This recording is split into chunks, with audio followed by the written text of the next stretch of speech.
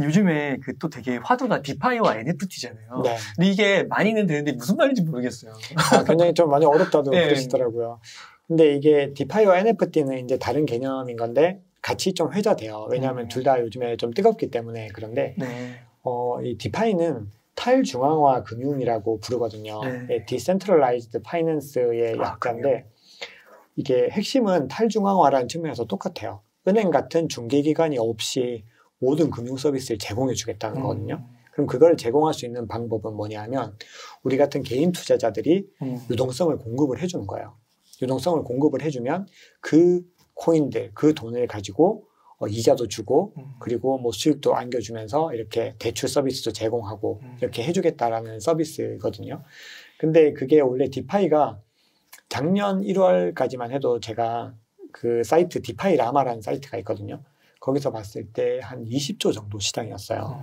근데 어제 제가 봤거든요. 확인을 했더니 올해 초에는 200조로 늘었더라고요. 그러니까 그 사이에 10배가 올라버린 거예요. 그래서 이 디파이가 정말 이 산업에서 얼마나 중요한 역할을 하고 있는지를 알겠더라고요. 아니 국민은행이 시가총액 40조인가 그렇지 않나요? 월등하게 다 뛰어넘고 있어요. 와, 어마어마하네요. 네, 엄청나고. 근데 이 디파이라는 게 제가 말씀드린 그게 이제 TVL이라는 거거든요. 예치금인데 토탈 밸류 락드라는 건데 그게 지금도 계속해서 이제 꾸준히 상승을 하고 있고 그 새로운 디파이 서비스 모델들이 또 계속 나타나고 있거든요. 그렇기 때문에 지금 이 시장이 제가 초입이고 희망을 자꾸 드리는 이유가 사실은 그런 측면들도 있어요. 디파이라는 이 예치금이라는 건 이 시장을 신뢰하기 때문에 이 돈을 예치할 수 있는 거거든요. 그러니까 그런 측면들이 좀 있는 거죠. 개인 지갑이 있어요. 뭐 메타마스크 같은 그런 지갑들을 통해서 예치를 하는 방법들이 있고 또 하나는 제일 간단한 방법은 뭐 스테이킹이라는 게 있거든요. 그거는 뭐 중앙화 거래소도 있어요. 뭐 바이낸스에서도 할 수 있고 우리나라는 좀 잘 안 되고 있는데 현재까지는 그러니까 뭐 넥소라든지 뭐 그런 플랫폼들이 있거든요. 거기서 우리가 예치를 할 수 있죠. 그거 굉장히 쉽습니다. 이게 그냥 클릭 몇 번 하고 이게 신용 등급도 없거든요. 왜냐하면 이건 탈중앙화되어 있기 때문에 은행들이 이 신용 등급을 측정하는 거잖아요. 그리고 뭐 나이스 신용평가 정보 이런 데서 같이 해서 신용을 평가하는 건데 디파이에는 그런 주체가 하나도 없는 거죠. 그러니까 담보를 이용해서 대부분은 그게 이더리움이에요. 또 이더리움을 담보로 맡기면 이 담보를 바탕으로 해서 스테이블 코인을 제공해 주는 거예요. 이 스테이블 코인이 뭐냐 하면은 달러랑 똑같은 개념이에요. 암호화폐면서 달러처럼 가치의 변동이 없는 거. 그냥 실제 돈과 비슷한 개념이거든요. 그렇게 해서 스테이블 코인을 대출받아서 이제 사용을 하는 거죠. 그래서 그런 것들이 지금 한국 개인 투자자들은 아직까지는 굉장히 많이 사용을 하고 있지는 않은데 이제 이게 계속 보편화가 되겠죠. 이제 기술적인 부분. 그러니까 조금 이렇게 시행착오는 있을 것 같기도 하고 또 그 신용 평가를 안 한다고 하면 또 막 돌려받는 아무리 이더리움을 담보로 잡았다고 해도 돌려받는 거 뭐 이런 것들도 좀 문제가 안 생길 수는 없을 것 같다는 생각도 좀 얼핏 들기는 하고 여러 가지 이제 오류들이 있는데 스마트 컨트랙트가 정확하게 이게 스마트 컨트랙트라고 하거든요. 이더리움에서 핵심은 스마트 컨트랙트라고 하는데 이게 어떤 조건이 맞으면 자동으로 실행되는 프로그램이거든요. 근데 이 디파이에도 핵심은 스마트 컨트랙트예요. 그래서 방금 대표님 말씀하신 게 웅달님 말씀하신 게 다 들어가 있어요. 그런 조건들이 다 들어가서 만약에 정확한 시점에 이 대출에 대한 반환이 이루어지지 않으면 다 이더리움을 그대로 청산하는 거죠. 그래서 손해를 보지 않는 그런 로직들을 다 만들어 놓은 거예요. 그렇기 때문에 만약에 스마트 컨트랙트가 완벽하다는 전제에서는 그런 문제들이 발생할 가능성이 크지 않은 거죠. 와, 그러니까 그게 이더리움이라는 생태계 속에서 이제 디파이 그런 서비스를 제공하는 그런 게 또 생기는 그렇죠. 그 디파이는 이미 생긴 지는 좀 됐고 이게 지금은 NFT가 뜨거운데 2020년 뭐 이때부터는 사실 디파이가 훨씬 뜨거웠거든요.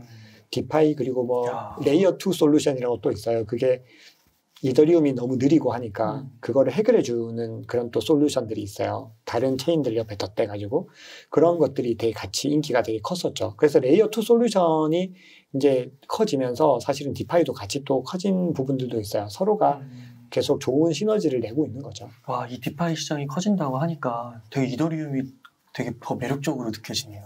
이더리움은 뭐 사실 현재까지의 입지로는 사실상 절대적인 위치에 있긴 해요. 근데 이게 또 사람들이 디파이를 이용하는 이유가 있을 거 아니에요. 왜 중개 기간을 빼고 이렇게 한단된 이유가 있는데 지금은 이제 이게 다 프로그래밍 코딩이 돼 있는 거여서 이게 사람들이 많아지고 막 돈이 많이 몰리면 이게 이율이 계속 바뀌어요. 수치로 바뀌는데 한창 좋을 때는 막 수백 프로, 100%가 훨씬 넘는 이자를 주는 데가 있어요.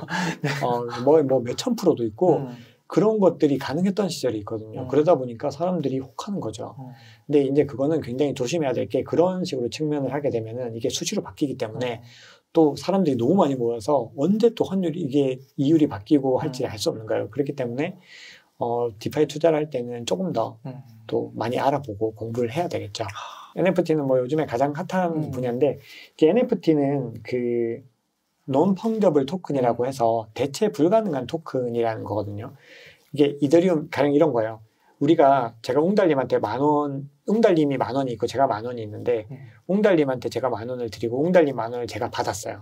그러면은 뭐 아무런 문제가 없는 거잖아요. 똑같이 돈을 받았으니까. 근데 웅달님 아파트 등기 권리증이 있어요. 그 제가 사는 아파트 등기 권리증이 있잖아요. 이거를 그냥 바꾼다. 이거는 문제가 되는 거죠. 이게 똑같은 개념이거든요. 이더리움이나 비트코인은 그냥 펑저블 토큰이에요. 대체 가능한 토큰이거든요. 똑같은 거죠, 다. 똑같은 거예요. 내 1비트코인은 이분 웅달님 1비트코인과 똑같은 건데 이 NFT는 다른 거예요. 이 고유한 이 코인 세상에서 유일하게 딱 이거 하나 있는 네. 이거에 대한 증명을 해준 디지털 등기 권리증 뭐 이렇게 해석을 할 수 있거든요. 근데 이게 이제 원래는 어떻게 보면 어떤 사용성인지에 대해서 사람들이 이렇게 좀 의구심을 가질 수 있죠. 그것만 들어서는. 근데 현재는 어떤 역할을 하고 있냐면은 예술 작품들 있죠. 뭐 유명한 화가분들의 예술 작품들 이거를 이제 디지털화 해가지고 이 디지털 작품에 대해서도 등기 권리증, 소유권을 증명할 수 있게 만들어준 거예요. 야, 그렇구나. 그러니까 그거를 복제를 하더라도 등기는 딱 남아있는. 등기 내 건 거야. 인터넷에 아무리 불법으로 배포가 되더라도 이 등기 권리증은 절대 불변, 블록체인에 올라가 있기 때문에 불변한다는 거죠. 그런 원리인 거고. 그리고 이게 지금 많이 인기가 있어진 이유는 PFP라는 게 또 있거든요. 이게 뭐냐면 그 프로필 픽처예요. 혹시 크립토 펑크라고 들어보셨나요? 네. 이게 보면 막 그 원숭이. 원숭이는 메가풍즈라는 게 또 있어요. 네. 근데 그 프로젝트 그 이미지들을 SNS에서 막 다들 올려놓잖아요. 이게 어떻게 보면 인싸의 또 증명이 되는 거거든요. 그 시장이 이미 만들어졌다는 거잖아요. 너무나 거대해졌어요. 와. 이미 그 시장은 그 프로필 이미지 하나에 수억 대에서 수십억 대에 팔릴 정도의 시장이 만들어졌고 지금도 그 PFP 이미지가 쏟아져 나오고 있죠. 그러면 이게 그렇게 하게 돼 이거 진짜냐고 이렇게 물어보겠네요. 그렇죠. 그래서 크립토 펑크는 이미 사람들이 있으면은 이게 너무 비싸잖아요. 그러니까 이게 막 하나에 막 샤넬, 뭐 롤렉스는 게임이 안 되는 가격이 된 거예요. 그러니까 사람들이 물어보죠. 이거 진짜야? 이렇게 물어보게 되는 거죠. 그럴 정도로 희귀해졌고. 그래서 이게 사람들이 그 가치를 모르면 이런 걸 왜 몇 억 주고 사라고 하는데 컨트롤 C, 컨트롤 V 하면 되지. 되는 건데 근데 이 가치를 아는 사람들은 이게 사실 이 세상의 람보르기니고 정말 롤렉스인 거죠. 그래서 그런 일들이 지금 일어나고 있어요. 그렇기 때문에 기득권 세력은 아니고 이런 걸 이해 못 하시는 분들은 이게 거품이다. 그러니까 일어나고 있다는 게 중요한 거네요. 그렇죠. 이 현상들이 일어나고 이게 자정작용은 일어날 거예요. 왜냐하면 이 PFP 이미지들이 전부 다 높은 가격을 받을 수는 없죠. 그래서 이제 이미 한번 크립토 펑크나 뭐 메가콩즈 같은 프로젝트들이 이제 한번 휩쓸었으니까 그 다음부터는 이제 또 새로운 모델들이 또 계속해서 생겨날 수 있는 거죠. 이게 혹시 막 튤립 버블처럼요. 막 맞아요. 그런 얘기들 많이 하세요. 뭔가 막 이렇게 되다가 확 꺼져버릴 수도. 근데 확실히 튤립 버블이랑은 확실히 좀 다른 것 같아요. 이미 그 사용성 자체가 튤립 버블이라는 건 그냥 진짜 버블이라고 볼 수 있는데 여기는 이미 사용성이 너무나 명확한 비즈니스 모델들, 그러니까 이 돈이 되는 모델들을 계속 만들고 있거든요. 그렇기 때문에 그냥 우리가 그냥 몰랐을 때는 이건 거품이다라고 할 수 있지만 알면 알수록 너무나 신선하고 너무나 새롭고 너무나 파격적인 거예요. 그래서 세상을 바꾸려고 한다는 거를 더 많이 느끼게 되죠. 그래서 이게 이제 메타버스랑 연결이 되면은 그렇죠.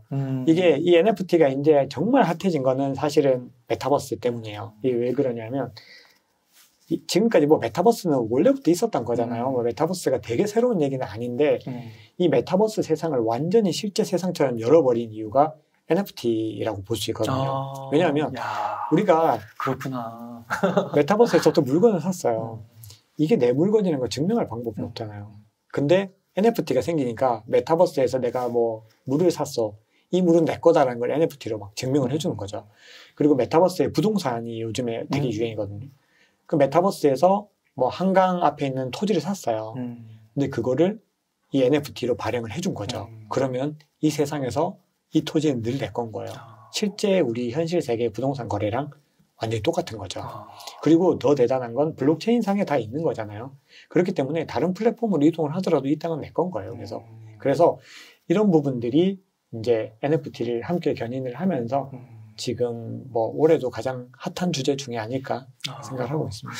그러니까 딱 얼핏 들어서는 기존에 있던 오프라인의 그 강자들 있잖아요. 뭐 명품, 샤넬, 구찌, 뭐 운동에서 뭐 스포츠 아디다스, 뭐 이런 나이키 이런 데가 뭔가 메타버스로 오면서 되게 강력해질 것 같기도 한데 근데 또 진짜 새로운 메타버스에 최적화된 브랜드가 또 나올 수도 있는 거고. 그렇죠. 어떤 세상이 일어날지 이게 어떤 문제들이 그러니까 이제 메타버스 세상만에서 어차피 우리가 너무 막 현실과 가상을 너무 구분할 필요도 없는 세상이 올 수도 있잖아요.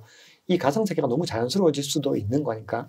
그래서 이 가상세계에서만 통하는 것들이 있을 수 있고, 그리고 그런 뭐 나이키라든지 이런 회사들은 이 접점들을 또 막 만들어내고 있어요. 그래서 이 현실과 가상을 넘나드는 세계에서 뭔가 NFT 프로젝트들을 또 막 만들어내고 있거든요. 그래서 이 발전이 어디까지 갈지는 지금으로서는 정말 상상하기가 어렵죠.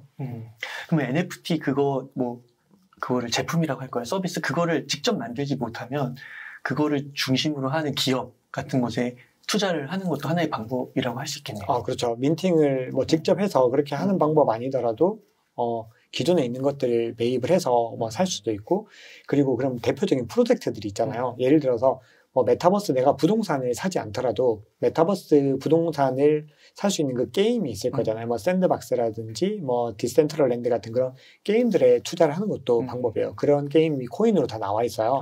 그래서 그것들을 투자하는 것도 하나의 방법이 되는 거고, 아니면은 뭐 나중에는 NFT 거래소에 투자를 할 수도 있죠. NFT 거래소에 투자를 할 수도 있고, 뭐 여러 가지 사용성들이 굉장히 많아요. 근데 아까 말씀드렸던 것처럼 기업은 사실 이게 탈중앙화라는 게 기업도 사실상 이 기업의 문화도 바꾸려고 하는 거잖아요. 다오라는 걸 통해서. 그렇기 때문에 기업에 투자하는 거는 지금의 이 흐름과는 조금은 차이가 있기는 한데, 만약에 기업의 투자가 더 좋다면은 지금으로 따지면 메타버스 회사들, 가령 그 페이스북이 메타로 사명을 변경했잖아요. 그러니까 뭐 메타버스로 가겠다는 거 거의 작정을 한 거죠. 그리고 이 메타 같은 경우는 스테이블 코인도 발행을 하거든요. DM이라는. 그러니까 암호화폐 시장에 굉장히 큰 영향력을 행사하려고 하고 있고, 그리고 최근에 최고 핫했던 뉴스가 마이크로소프트가 블리자드 인수를 했잖아요. 이게 이제 그걸 하려는 거죠. 메타버스로 가려는 거거든요.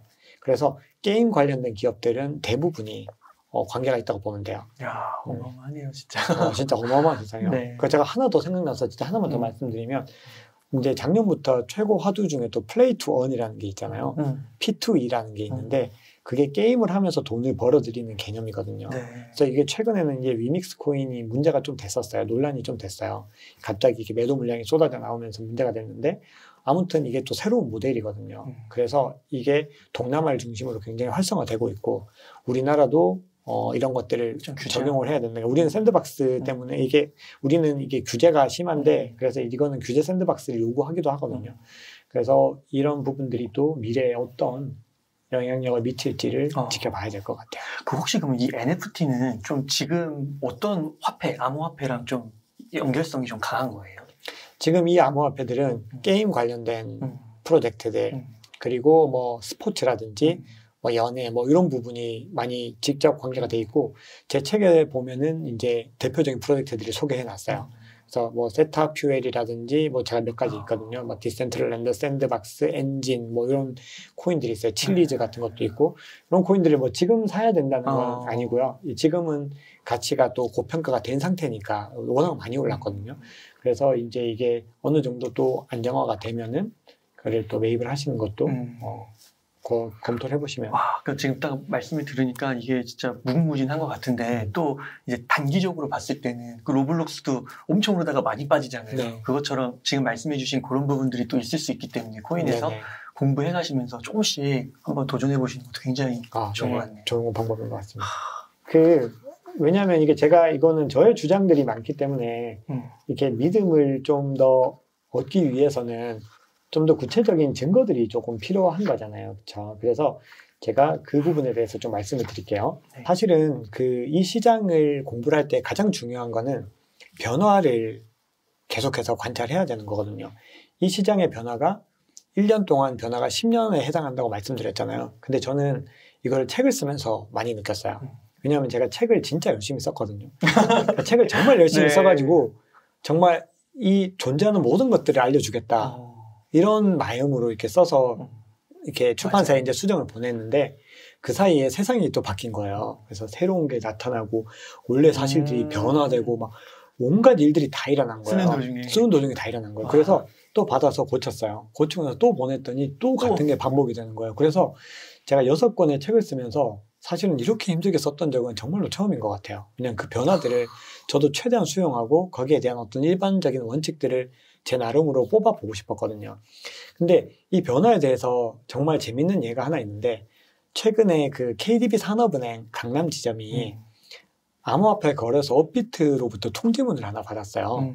근데 거기에 통지문에 계약 만료 전에 사무실을 빼달라고 돼 있었던 거예요.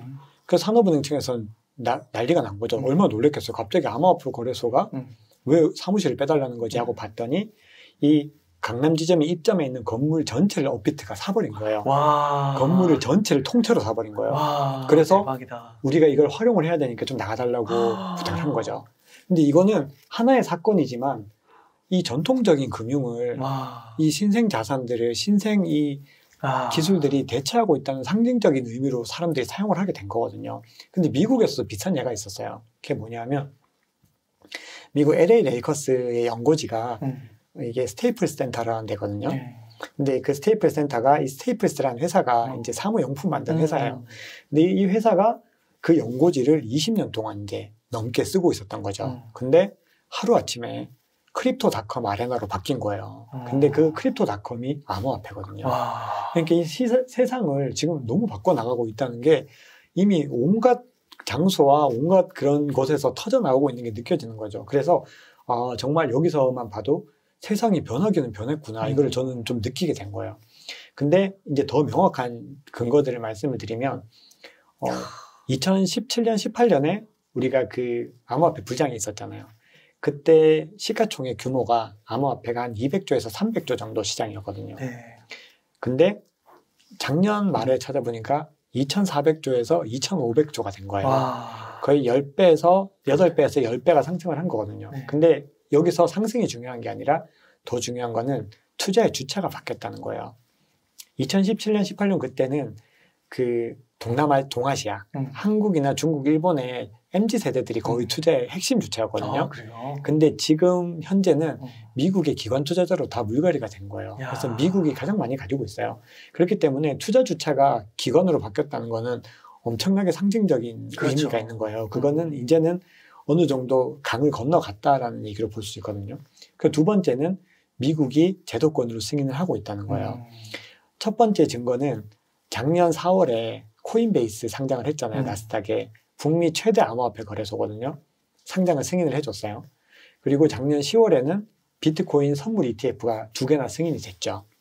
그 얘기는 제도권으로 받아들여질 준비까지 지금 하고 있다는 건데 거기다가 중국이 채굴 금지를 하니까 이 채굴장들이 어디로 제일 많이 옮겨갔냐면 미국으로 갔어요? 미국이에요. 미국이 해시레이트 1위거든요. 그리고 그 다음 카자흐스탄, 러시아 순서인데 미국이 지금 1위로 부상을 하면서 미국은 다 받아주는 거예요. 다 받아주는 거죠. 야, 대박이다. 진짜. 그렇기 때문에 글로벌 경제의 가장 핵심적인 역할을 하는 나라가 미국인데 이 미국이 암호화폐에 대해서 어떤 방향성을 가지고 있는지를 알 수 있게 되는 대목들인 거잖아요. 그렇기 때문에 이 두 가지의 이유만으로도 사실은 우리가 이 자산에 눈여겨볼 수 있을 만한 이유가 된다. 저는 그렇게 생각을 한 겁니다. 네.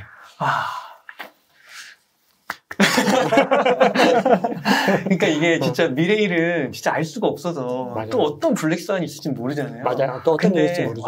근데 너무 현실로도 많이 이렇게 또 보여지는 게 있어서 이게 맞아요. 진짜 이렇게 어떻게 정말 저는 오늘 너무 배운 게 많은데 또 이게 또 너무 이렇게 확신에 차서 말씀드리기 또 어려운 것 같긴 한데 맞아요. 그래서 조금씩 진짜 한번 시도를 해봐야겠다 이런 생각이 너무 맞아요. 많이 드는 것 같습니다. 그래서 저도 웅달님 말씀이 진짜 정확한 게 지금 이제 제 말 듣고 그냥 투자를 하시면 안 되고 이제 지금부터 공부를 해서 비트코인, 이더리움부터 안전한 자산부터 조금씩 이렇게 늘려나가시다 보면은 원래 또 사람이 마음이라는 게 내 돈이 들어가야지 공부를 하잖아요. 원래부터. 그래서 조금이라도 돈이 들어가게 되면은 공부를 할 수 있기 때문에 정말 그냥 손해보지 않는 선에서 하시면은 저는 굉장히 좋은 결과가 있을 거라고 믿고 있어요. 그러니까 잃어도 되는 만큼 여윳돈 그거를 원칙 첫 번째로 맞아요. 그게 되게 중요한 원칙이죠. 거기에 입각해서 2, 3, 4 딱 충족해서 해보시면 너무 좋을 것 같아요. 네, 맞습니다. 오늘 좋은 말씀 너무 감사합니다. 네네. 너무 많이 배우고 코인에 대해서 한번 쫙 정리가 된 것 같아요. 네, 그래도 좀 도움이 되셨다니. 좀 도움이 되셨나요? 책을 읽으면서 이 세부 사항을 이렇게 좀 붙이면은 너무 더 명확해질 것 같습니다. 네네. 너무 감사합니다.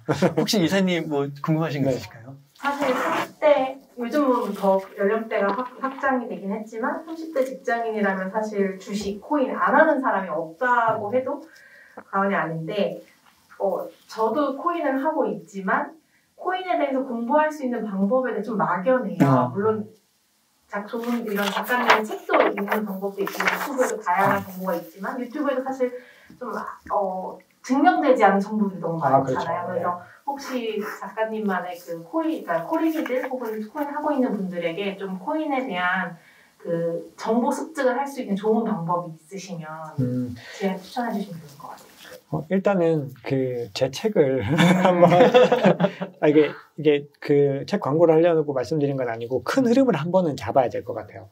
큰 흐름이 잡히지 않으면은 이게 디테일을 잡아내는 게 너무 힘들더라고요. 그래서 어쨌든 좋은 책들이 많이 나와 있기 때문에 책 한 권을 잡아서 전체적으로 한번 정독을 해서 큰 흐름을 한번 잡고 나서 제가 말씀드린 것처럼 비트코인, 이더리움을 무조건 공부를 하셔야 돼요.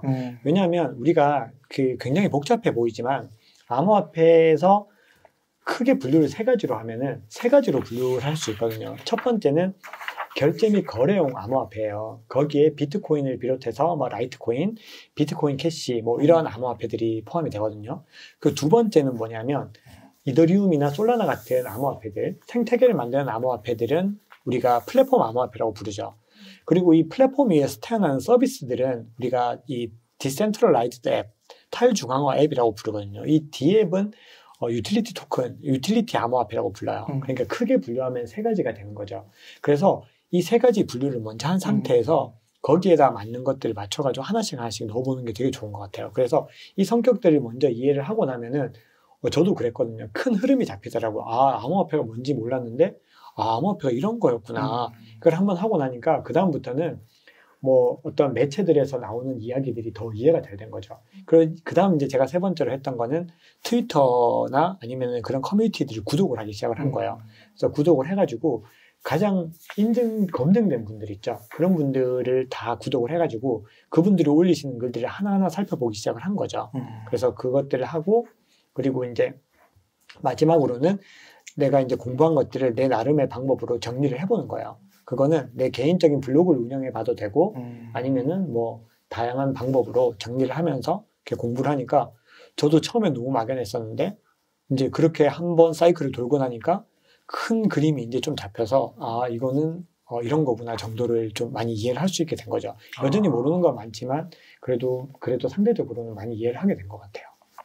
네.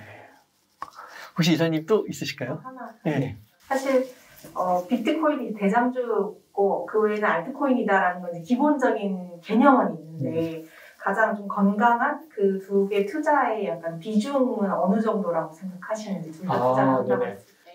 이거는 제 포트폴리오 그냥 말씀을 드리면 되게 좋을 것 같아요. 저는 그 전체 100% 중에서 65%를 시가총액 최상위권 코인으로만 구성을 했거든요. 그래서 가장 비중이 많은 거는 이더리움이에요. 이더리움이 가장 많고 그 다음에 비트코인, 그 다음에 저는 좀 안타깝게도 솔라나 코인을 놓쳤거든요. 그래서 작년에 그 돈들을 제가 카르다노나 폴카닷에 투자를 했어요. 그래서 플랫폼 코인으로 카르다노, 폴카닷을 가지고 있고 그리고 리플 코인도 가지고 있거든요. 그렇게 5개를 최상위권 종목으로 65%를 구성을 했고요. 그리고 나머지 25%는 향후에 100배 정말 오를 수 있을까? 오를 거라고 생각되는 그런 종목들, 그런 알트코인들에 투자를 했는데 그것도 너무 막연하게 멀리 가면 안 되고 시가총액이 그래도 최소한 저는 100위권은 돼야 된다고 생각을 하거든요. 그리고 나머지 10%는 그냥 저도 자유스럽게 투자를 할 수 있게 스윙 투자나 아니면 아주 가끔이지만 선물 투자도 하면서 그런 감각들을 좀 늘리는 데 사용을 하고 있습니다. 네, 대답이 좀 되셨나요? 네. 그러면 저자님 오늘 너무 유익한 말씀 많이 해주셨는데요. 저도 너무 즐겁게 인터뷰한 것 같습니다. 예. 끝으로 혹시 네. 강조해 주시고 말씀 있으시다면 좀 부탁드리겠습니다. 네네. 저는 그 제 책 서문에도 말씀드린 건데, 사람마다 다 투자의 때가 다른 것 같아요. 사람마다 다 투자의 때가 있는데, 대부분의 사람들에게는 그 투자의 때가 좀 늦게 오는 것 같아요. 왜냐하면 신생 자산의 가치를 좀 빠르게 알아보고 적극적으로 투자할 수 있는 분들은 사실은 늘 극소수의 분들이 가능했던 거거든요.